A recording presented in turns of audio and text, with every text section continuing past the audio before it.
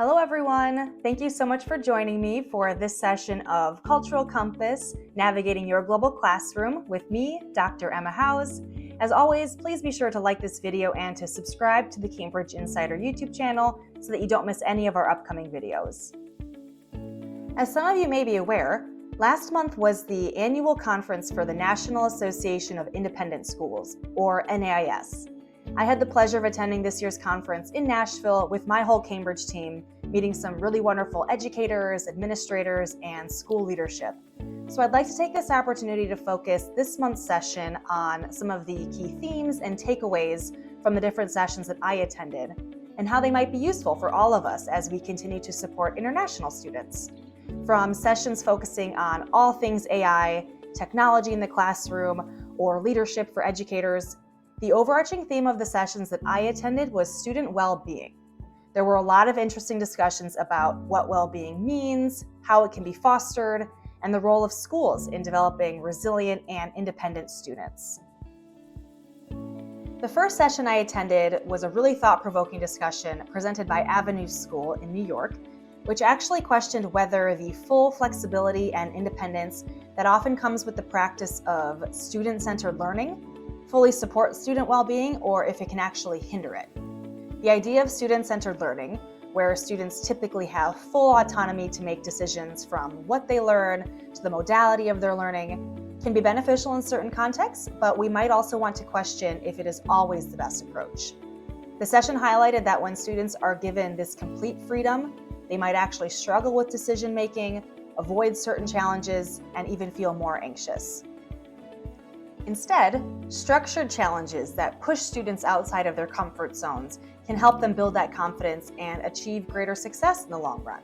Basically, implement student-centered learning to avoid creating student-centered students. For our international students, this balance is even more critical.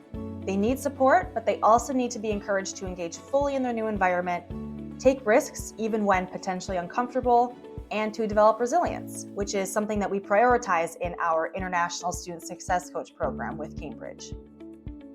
Another powerful discussion came from the Edmund Burke School, which is actually a Cambridge partner school, which focused on helping students become confident and capable through independence. The presentation referenced the book The Anxious Generation and the idea that the spread of smartphones, social media, and potentially overprotective parenting have actually changed how the youth experience childhood, ultimately giving rise to mental illness.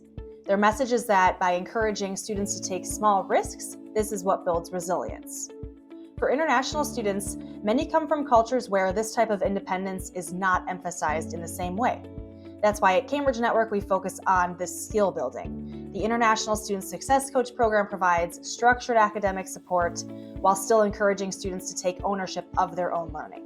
This way, students don't feel lost, but they aren't overly dependent. Another session I attended by leadership from Miss Porter's school explored how global programming can build resilience by pushing students outside of their comfort zones, whether through international travel or interdisciplinary experiences.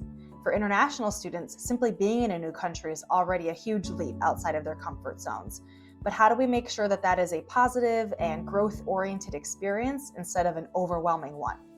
We've seen that strong support networks, both academically and personally, are what make the biggest difference. So schools that intentionally integrate international students into classroom discussions, extracurricular activities, and peer mentoring programs see much higher engagement and well-being outcomes for their students. Finally, a really impactful discussion about how student experiences, both positive and negative, directly impact well-being came from a session led by Viewpoint School alongside Authentic Connections. They actually highlighted research that shows that resilience is not an internal trait, but that it's something that is built through relationships and a school culture in this context.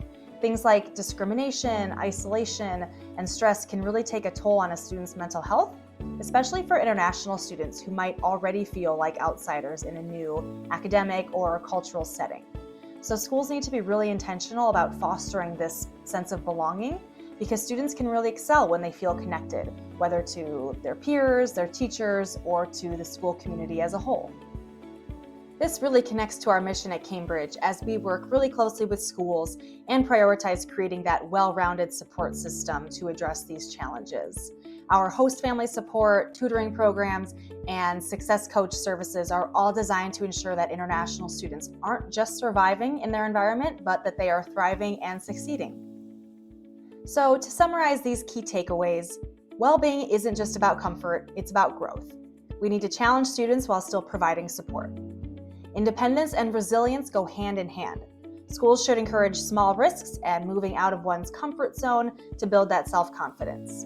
And finally, international students need intentional support networks. Schools, host families, and educators all play a huge role in fostering that well-being. At Cambridge Network, we're committed to helping international students succeed, not just academically, but personally and socially as well.